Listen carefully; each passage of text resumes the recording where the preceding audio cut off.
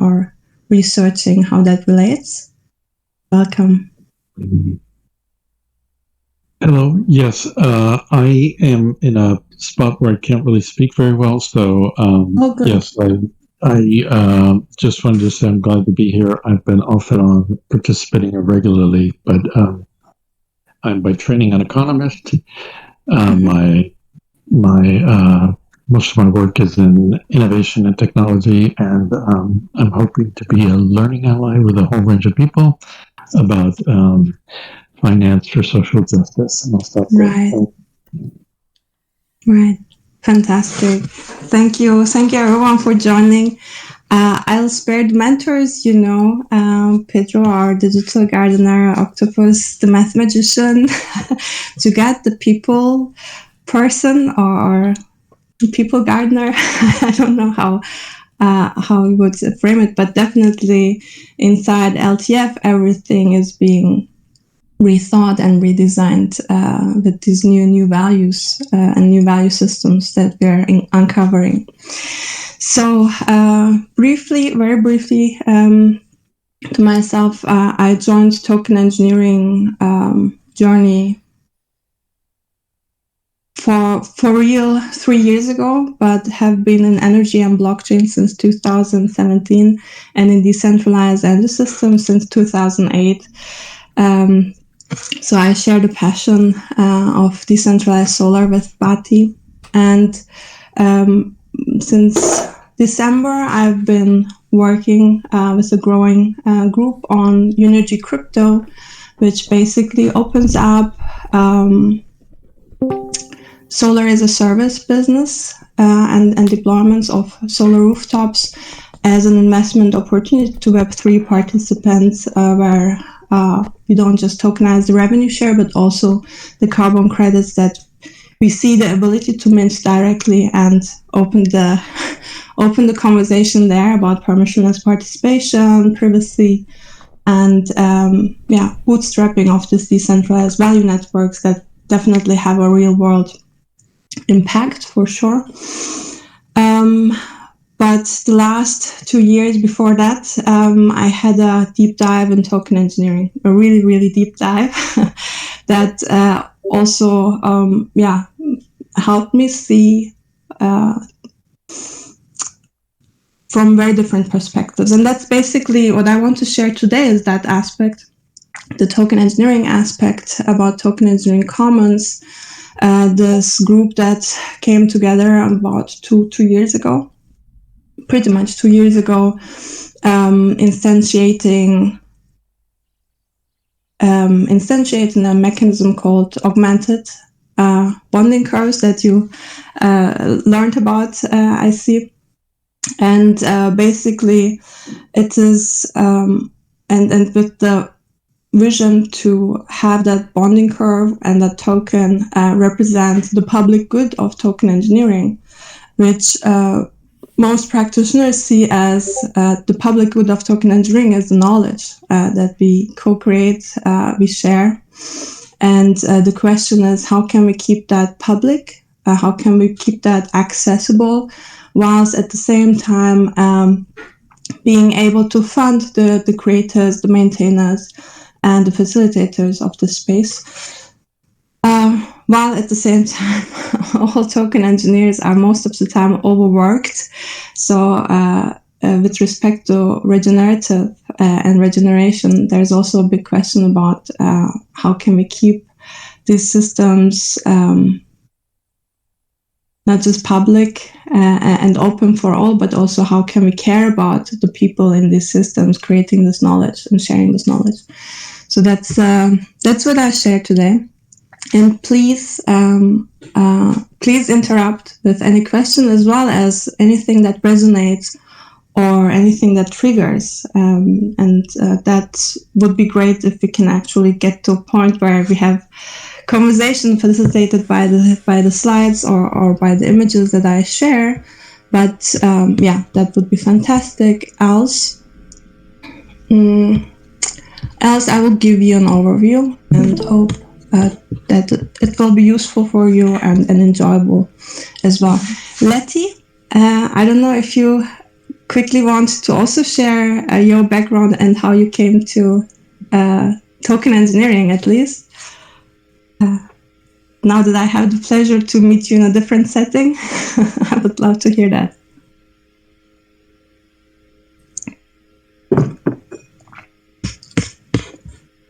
Let me see. Oh, no. Letty, you're muted if you're trying to say something. Or maybe she doesn't want to share right now. Okay, let's see. But Letty, feel welcome. Okay. So, yeah. Token engineering knowledge, in my view, definitely the public good of token engineering. Whatever we do, as long as we create and we share that, especially also analyzing the trends, what is emerging, like ReFi, and what practices are emerging, and what is useful, and what are the learnings that we have most of the time in the trenches, and how can we make that knowledge also accessible, right? So that's a big question. Briefly, the Token Engineering Commons is launched by a trusted seed, a critical mass of token engineering, decentralized governance, and commons management experts, in quotation marks, because most of us are humbled enough to see that we aren't experts in what is emerging, but we are basically finding ways in Web3, in this very, very fast moving multidisciplinary domain. So Common Stack, I'm sure you have learned about them as well, is the more or less the creator of the augmented bonding curve scheme, and the Token Engineering Commons. It's its first field deployment. And what I liked about the vision of Common Stack in that respect is that they really definitely had this commons and commons management principles in mind, but also that the commons is neither the resource, meaning this common pool that the ABC manages, nor the community gathered around it, so all of us, nor the protocol for its stewardship, but the dynamic interactions of all three. And this is what we're currently seeing, kicking and alive. After almost 8 months to 12 months after preparations of the hatch and the hatching. Now, we also see how it is becoming more mature. Now we have just a token, right? Tech. It is literally just a name and what people in their mind connect to that name. Of course, the network is represented. The stewards have been taking great care of the infrastructure as well as the culture around it. But for example, where we see improvements, and that is going to definitely come, is who are the people who are actually building community and ecosystem products that are going to grow and nurture this token engineering knowledge. Like who are these beyond the working groups that are currently active, and so on, and what products are emerging. So one definitely that was there from the start, even before the commons, is the Token Engineering Academy, for example. And another one is emerging here, like these bootcamps that make token engineering knowledge accessible in different contexts, like regenerative finance, to various backgrounds. Again, the people gathered here are definitely different than people gathered in Token Engineering Academy or in other token engineering communities around these commons. So, and if you're really new to token engineering, maybe you came with the last wave of the NFTs or DeFi. I came with the 2017 wave, where it was just, hey, we can have a token, you get a token, and everybody gets a token. more or less. But of course, being an engineer or having learned from engineers myself, that was a very disturbing phase, actually. And it was a relief, to be honest, when friends actually showed up, and this is from his slide, that he came up with, we should name this thing token engineering, and actually have people of the engineering background really connect and get our heads together and create the best practices, or help emerging practices like modeling and simulation to get a grasp of this complexity and complex systems. And that was the moment where then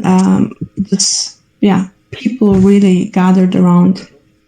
And this is, for example, from the first token engineering hackathon in October 2019, together with the Diffusion Outlier Ventures. So there is real support from all stakeholders, even crypto investors in the space, founders, literally, but also everyone coming into the space, especially if their background is data or software. Definitely they are intrigued by crypto economics and token engineering. But then also most of 2020 was just a bloody battlefield. That's how I look back, such crazy innovation happening and people being burned. People don't know who came in late, and it was actually the same as the onslaught of this crypto winter, but it was when the markets were on an uptrend. And as they say, in a bull market, everyone's is a genius.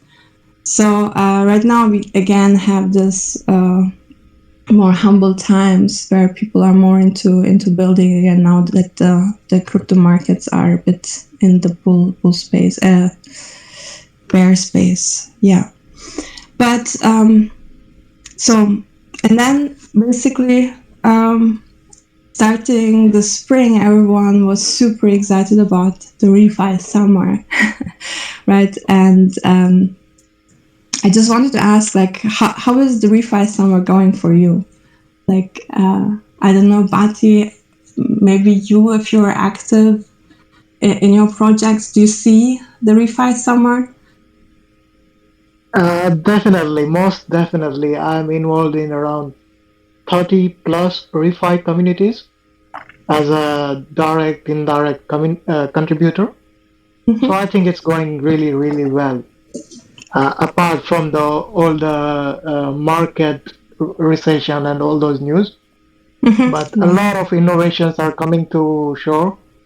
A lot of new developments in climate impact and mm-hmm. carbon sequestration related projects are happening, and I'm happy to be part of different projects in different ways. Super cool. And for others, especially, for example, if regeneration means something different for you, if you want to share, I'm super curious. I'm going to share. Yeah, please go ahead. So I'm just going to head off in a second because my mobile is dying off. I would, for me, regeneration is ReFi is constructing disciplines that are constructive and not extractive. And I'm seeing this this summer is really for me something to construct. And I'm seeing this also in ReFi DAO. There is this summer, this ReFi DAO movement is also organizing themselves to have this kind of growth. So I feel like it's happening now, but there's this concern of what are we doing with ReFi? Is it's going to be regenerative, so we must build this regeneratively, because if not, these concerns that we are trying to do something new and it's mm-hmm. not regenerative, so we better do this right now. So I think that's the general concern, and yeah. Right. Right. Just to put the ReFi summer thing in perspective. Over the last several days, I was part of the development of Redemption DAO, around saving, or how do I put it in better words, around not letting the Congo rainforest basin go into the oil industry's hands. So it could be preserved in its own natural way. And how could we build alternative economic models around involving local communities and around preservation of the rainforest? Right. Like literally alternative, right? Where you have this financial game not being bet on extractive values, but on preservation. Exactly. And it's a social construct, right? So it's really about how to bootstrap that. Super interesting. So anyone else, maybe also regeneration in terms of well-being? So there have been also other movements, maybe anyone of you?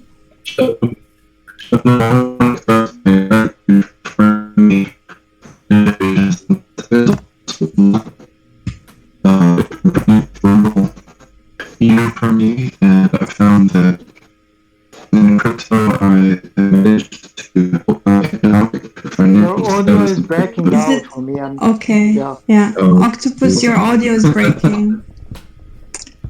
Well, I'll just say I really appreciate the emphasis on personal regeneration as well, and that's something that really is resonating with me right now in a particular way. No, it's you sound like a robot, but I heard that your focus has been personal regeneration as well. So that's super interesting. But your audio is just not letting you. But that's super interesting, definitely. Regeneration. So at the end, I have another round where I'd like to have another discussion, but exactly around that as well. If you're going to build regenerative systems, are we also thinking regeneration all the way to the source? Okay, but for us now, also to give more background and maybe more a wider perspective, how we think of token engineering as a transdisciplinary art. So this is this crypto economics flower is from the Crypto Economics Foundation's paper by Sherman and Wojmgir and Michael Zargam. It really puts things in perspective, especially if you have a research background or academic background.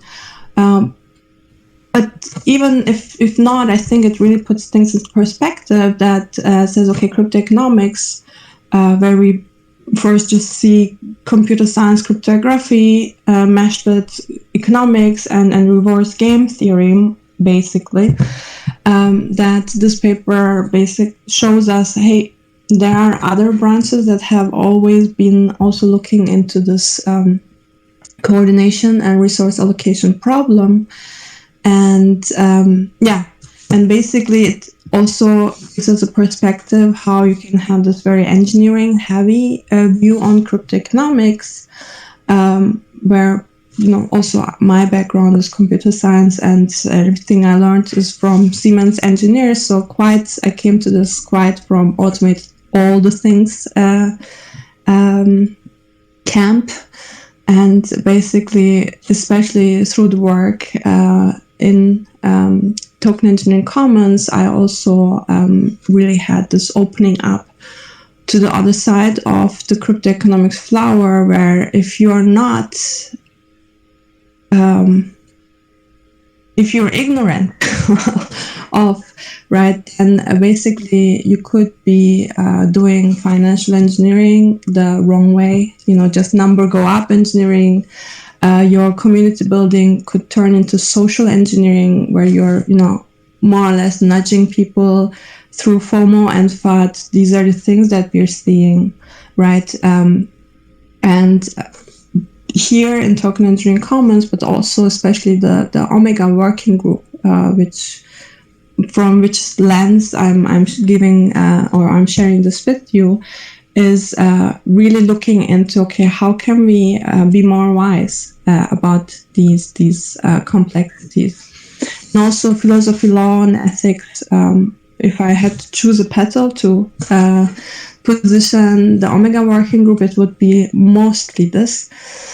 That we realize, okay, it's not just about putting smart contracts out there, but it really has a legal engineering and ethical engineering perspective to it as well.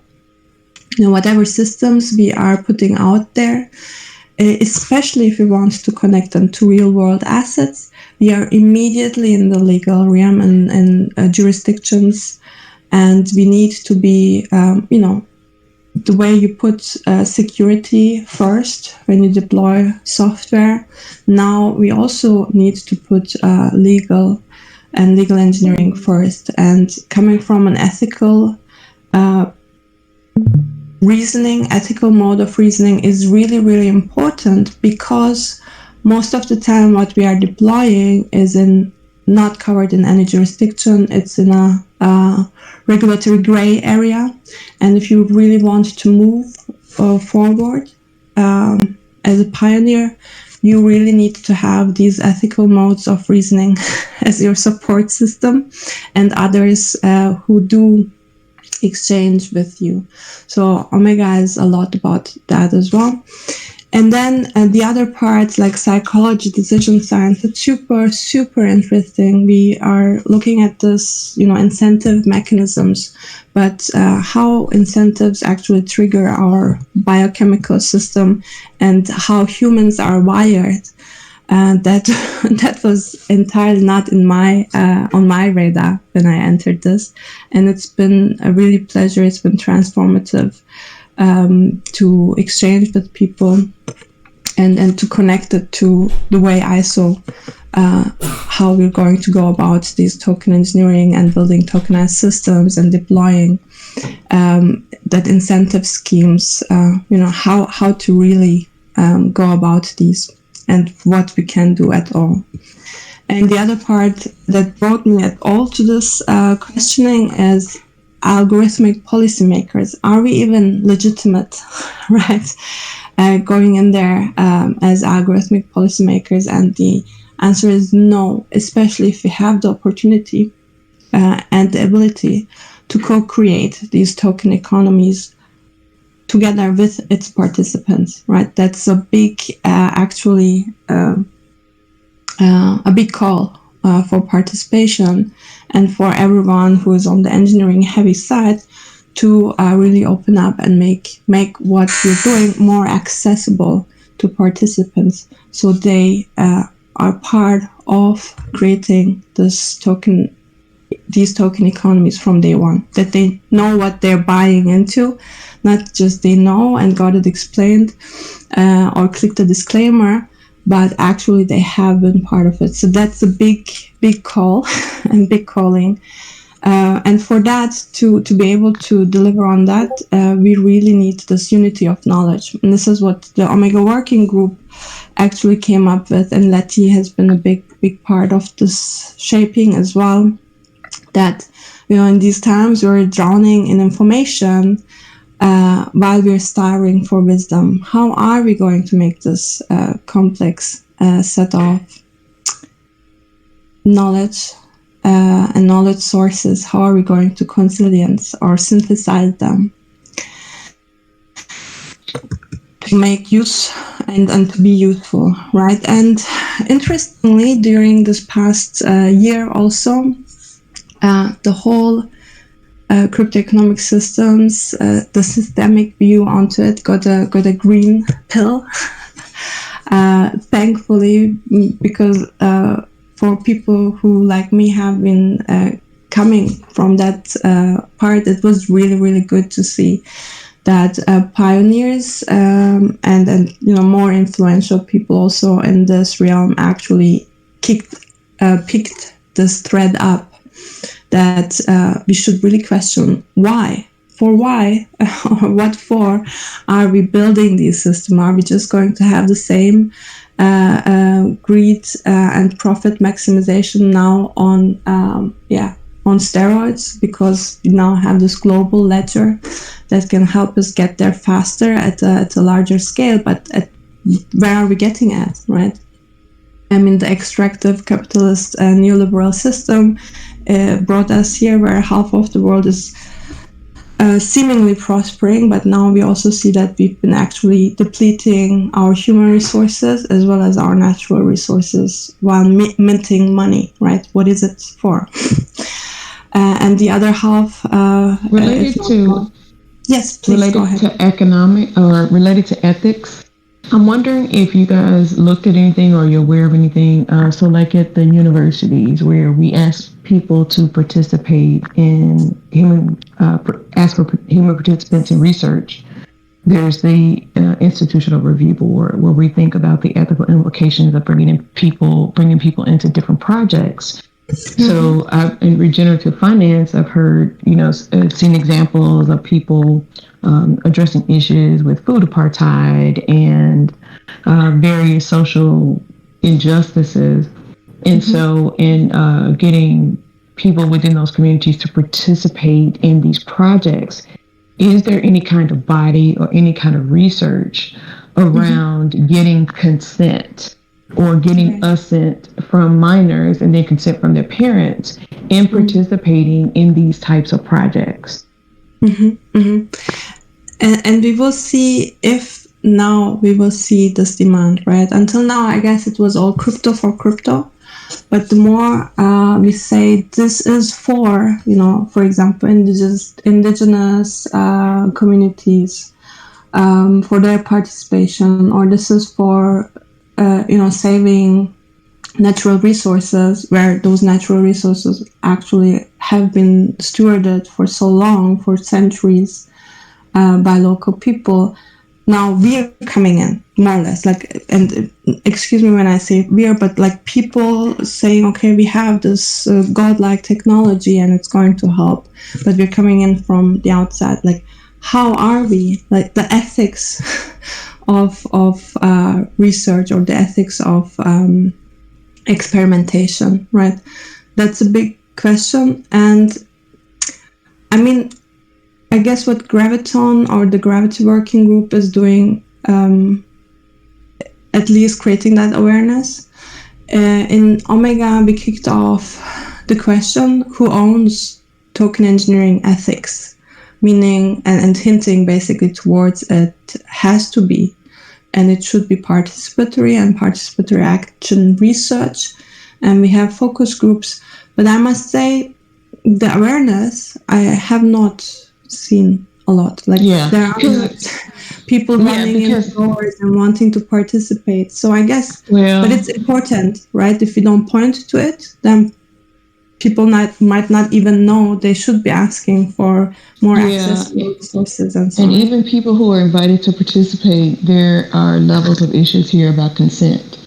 If you don't really understand, or depending upon how it's presented to you, there are questions about whether or not you can actually give consent to participate in these projects.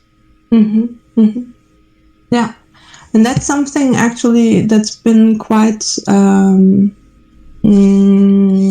a practice, or growing practice in academia, as you say, or research, or medical research, right? In cryptoeconomics, I have not seen at all, other than, within Token Engineering Commons. So that's why I appreciate the Commons, just for bringing in that awareness as well. But I would definitely say, let's keep at it, and also figure out, mostly it should come from projects and projects that then show how they apply it and what it means to get that consent. How it looks if we are merging this really cutting-edge innovation that is super hard when it comes to usability. Even handling wallets, please. It's not seen any improvement in the past 5 years, for example. Although there has been neck break speed innovation on other parts, right? But this usability and so on has been really neglected. Maybe because thus, leaving the rational mind to itself, it will tend to maximize towards efficacy and power without requiring the wisdom as what to do with that power. And that is a sentence basically I stumbled upon by Fabian, who's just one participant, but one of the wiser participants in this token engineering community. And that was where I said, okay, really, we need to step back, step down, step up, and widen our periphery, our vision, and also our communications as what and how are we doing, and if that is really, self-sovereignty giving technology, are people enabled to take that power, and if so, and how, right? And basically what's new about this, the art of steering, is, or all of these research perspectives have been around for decades, centuries. But what's new is really, again, the godlike technology. Like, we leveled up, we added another mega block into our playing field, which is blockchain and cryptography, and are marrying it with so many dimensions that we have this old game, the cybernetics, and the never-ending drama of decision-making, right? But now we have also this meta game, the second-order cybernetics, that people also could play at the same time. We have the rules, but then also we have the system of making the rules that are also public, or at least we can see where they are not public, opaque, and we can point to it. So people are now also playing the meta game. And interestingly, one of the drivers, or one of the thought leading communities is also called meta game, pointing exactly towards that. And the other is inner game, the ethics of this second order cybernetics. And the more I went into that rabbit hole, the more I realized it's a very private or personal, not private, but a personal journey, and sharing that journey with others is super important, because the things that we are creating is in this interpersonal space, the value that we are trying to tokenize, and the value systems even, right, they exist intersubjectively. So it's quite interesting. And, as an engineer, I look at the tools and I look at the context. But since this is really applied to human systems and social contracts, if you will, that really, at least for me, it was a very new dimension that opened up the question, okay, I have the tools and I have the context, but how am I apply this context, right? How am I going to model? And when I talk tools, most of them, or some of them, you're going to learn in this ReFi Bootcamp, or at least have a chance to learn about them. It's about, modeling these chaotic systems that operate between chaos and order, where we get some data, where we have some knowledge, but most of the interesting things happen dynamically, and they are emergent properties. So the system dynamics tools, coupled with agent-based modeling, where we can also draw in actual data from deployed systems and so on, it really gets us to a new level of simulations, of model and data-driven optimization, right? But then you get to a point where you ask yourself, but still all of these are based and man-made systems, and it kind of everything is in this mind sphere, right? What is it that we're simulating is maybe a construct, man-made construct, or mind map, more or less, right? And the the crypto economics context, you can see and add multiple dimensions to it to improve the insights that you can get, to use models that are relevant or coming from multiple disciplines and really improve your modeling ability.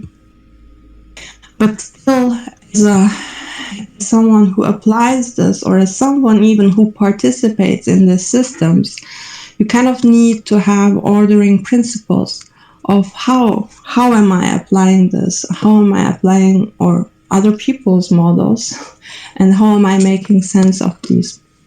And that's how to these ordering principles is really what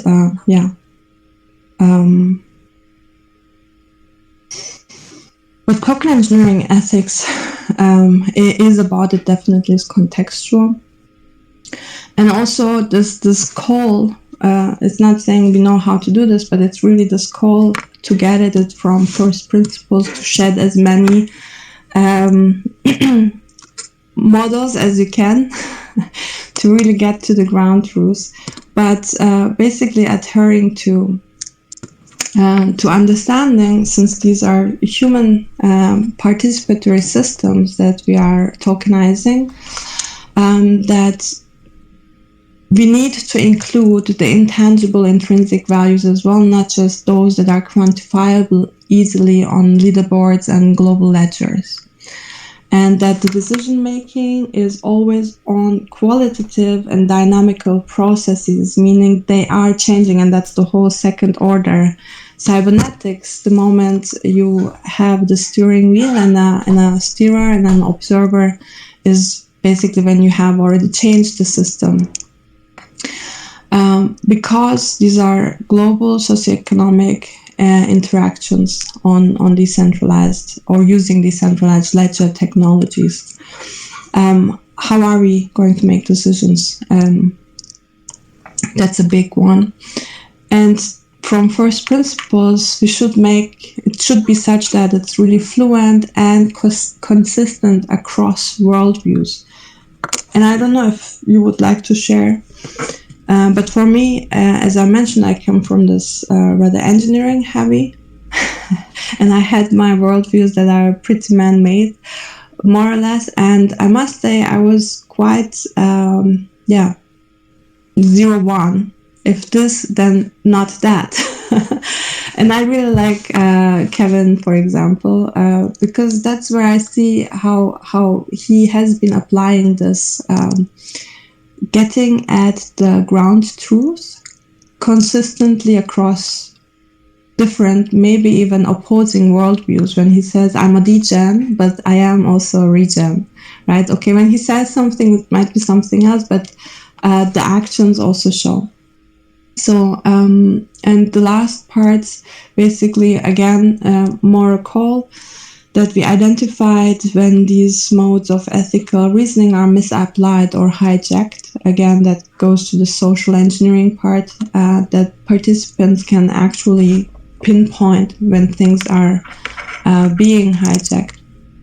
And lastly, that these common principles can be communicated in a common language. It could be solidity, right? But it could be also the visual languages that we are using to actually enable people from different backgrounds and different tooling to actually understand what it is that we're building, in order to be able to communicate, collaborate, coordinate. And as mentioned, because these systems are ever changing, right? I wouldn't even want to call it management now after 2 years of being in there, but actually consciously dealing with this change and conflicts that emerge. And conflicts are actually great. At least something is happening, right? Information is being generated. It's a bit harder when there are worldviews that don't even touch each other. That's when you have basically people talking past each other and so on without even having a conflict. So that's more or less the call.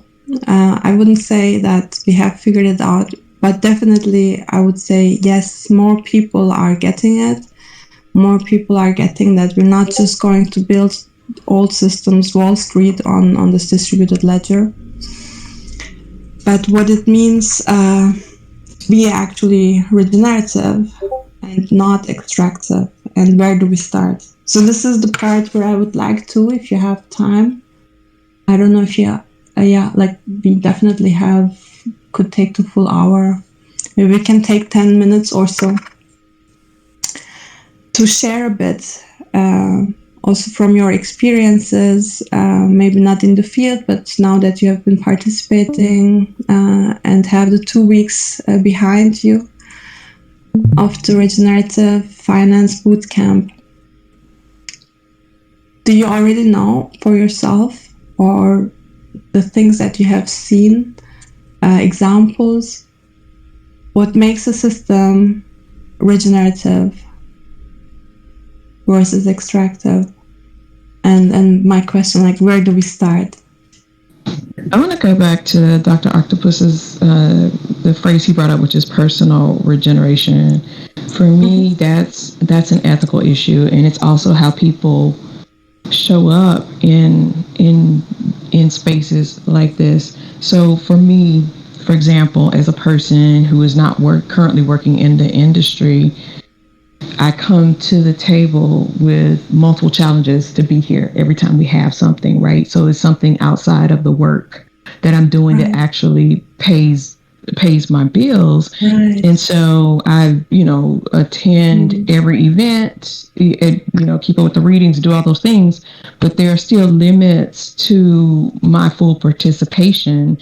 And, as he's talking about personal regeneration, I'm trying to move from this model of total depletion to more conservation and even preservation.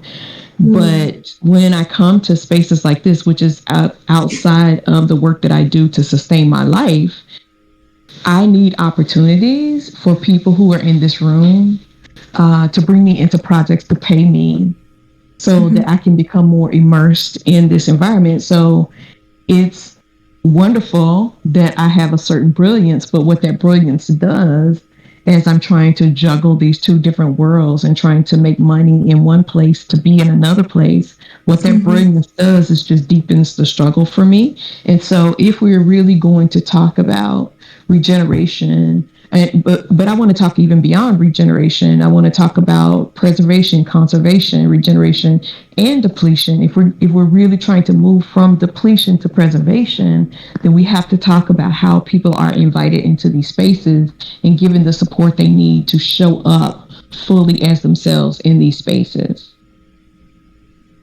Right. We'll go deeper into it. Definitely. So I would like to. Yes, please. I would like to say in this regard, I don't know who was speaking because I was watching this stream. This is Kimberly Douglas. Okay. So my point is, when you internally feel like you are embattled in two different worlds, we spend a lot of time in consuming so much information from our smartphones and laptops. If you just spend some of that time in different ReFi communities, you will interact with so many people. You will know what they are looking for, and I'm pretty sure a right opportunity will come when you can pitch what skills you can bring to the table.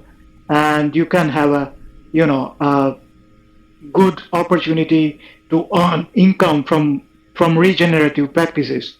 That is to answer that point. But for my personal point of view, regeneration. I mean, I have never had, not never. I would say only like 3 to 6 months of works that I did in my 18 years career. I'm 36 now, so I started working when I was 18. So only 3 to 6 months of work that I did for some company or some organization, which was extractive in nature, which was not regenerative in nature. Apart from that, in my entire solar journey, all the innovations that I have ever worked with, all the new designs that I have ever developed, I have given it out for free to people to copy and make new design and make new models and build from what I built in a different way. So for me, my life journey has all been about thinking in a way how my current actions can have impact in a larger picture, in a bigger society, in a bigger community, is what I always, care about. Yeah, so I think we're having two different conversations. So I'm talking about, for example, Longtail invited me into this space. And I'm a business owner, so I'm a go-getter. I know how to go out and get opportunities for myself. That's not what I'm talking about. I'm saying that if you want to introduce new people to this space, then there's a way that you have to bring people in so that the space helps people see what the possibilities are. I am a brilliant person. I have picked up everything that I've been taught very quickly. I can easily take what I've learned and apply it in many different environments. I know how to go out and scout for opportunities. But what you just laid out is more work for me. And what I'm saying to you is that I'm in the position now where I'm learning all these things that I'm excited about, but I'm hamstrung because I'm also trying to run a business while I'm doing that. So to suggest more work to me totally ignores the point that I was making. Shall we ask Bati how he manages, especially when you say you are opening up, you're developing open source and so on, like what's been your regeneration formula? Like how do you keep the value flows?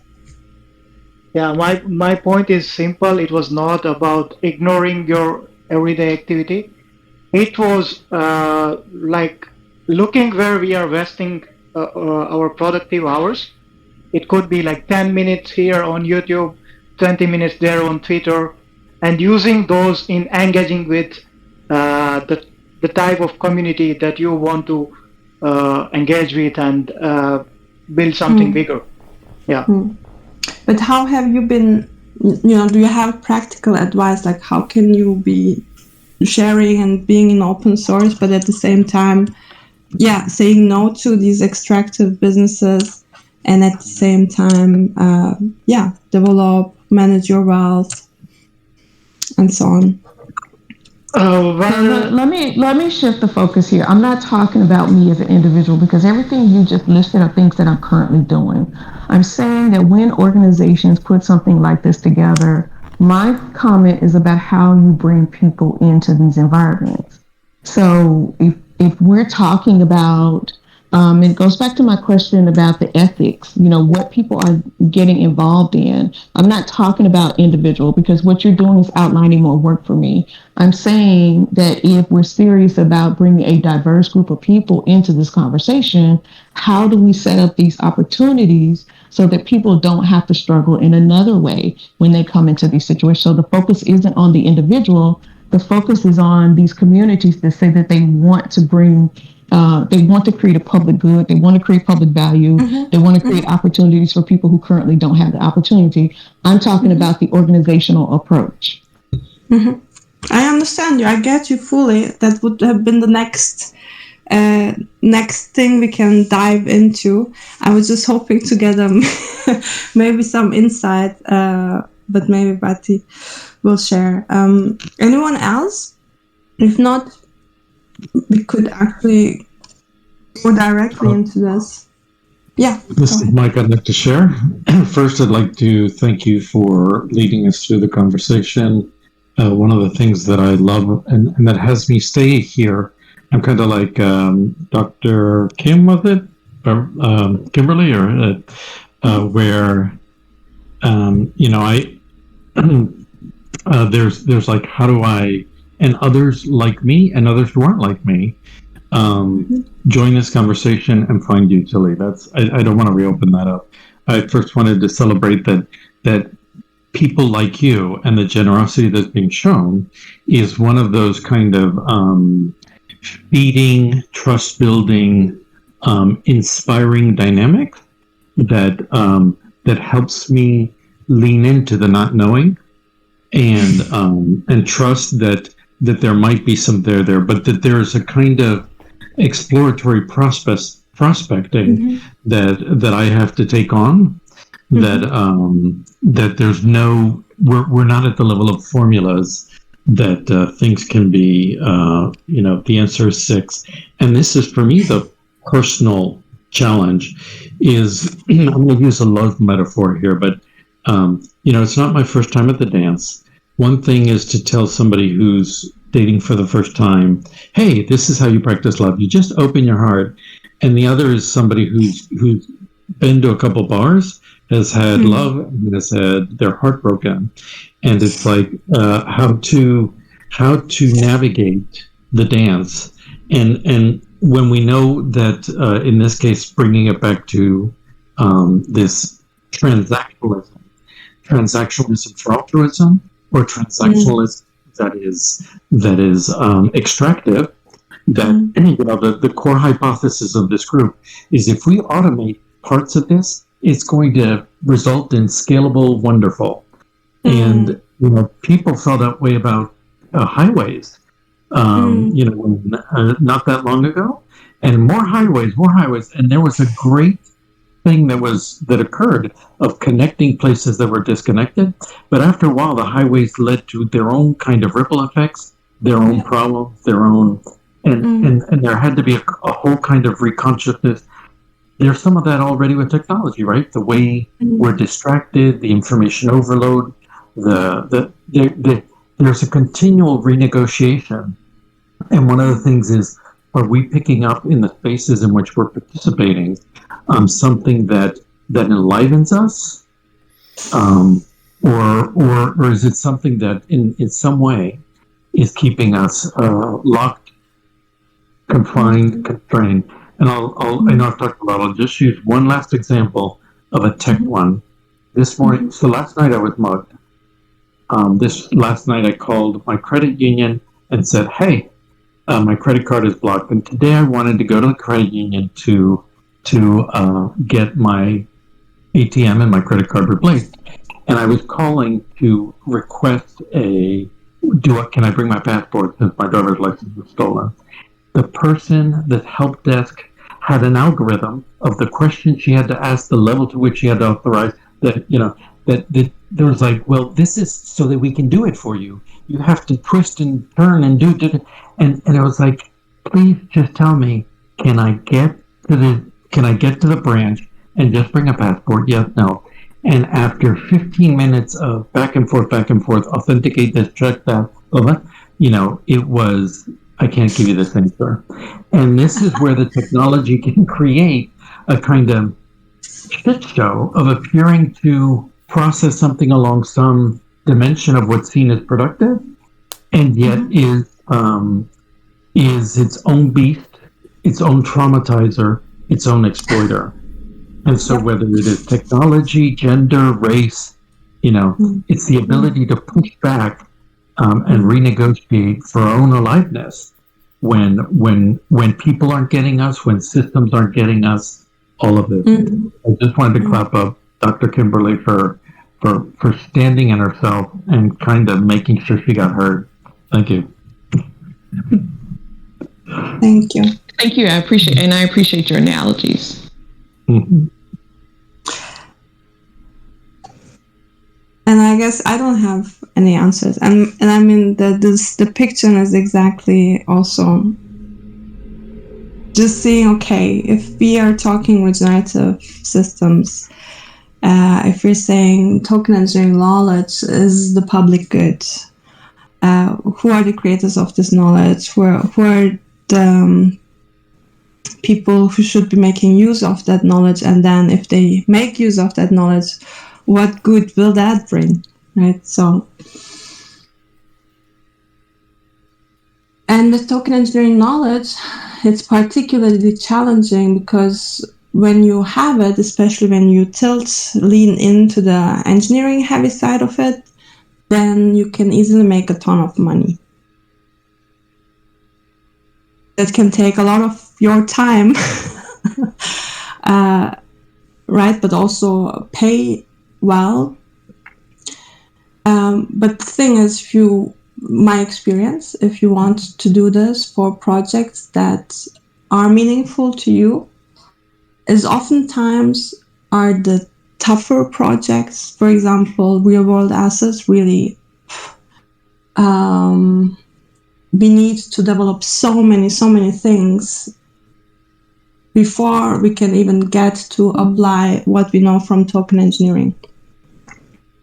We need to create so many basics, and the people paying for it are literally paying from the sale of solar power. So as you can imagine, it doesn't have the returns of, you name any DeFi protocol that has just gone bust that could have paid you this past year. So this is the challenges that I see, like the whole almost theater of this drama of decision making, where to put your efforts, and what we're all betting on, I guess. But please chime in and jump in. What we're all betting is that now that we have this programmable value systems, that we can truly create alternative programs, right, that helps work pay off on the long term, on preservation, etc. And that, just the prospect of that, will also help us to take our time, right, to question the things that we are putting in those value systems are our minds, our hearts, right, sometimes even our soul, and our relationships, how we collaborate with each other. Coming in here, I don't know, we don't know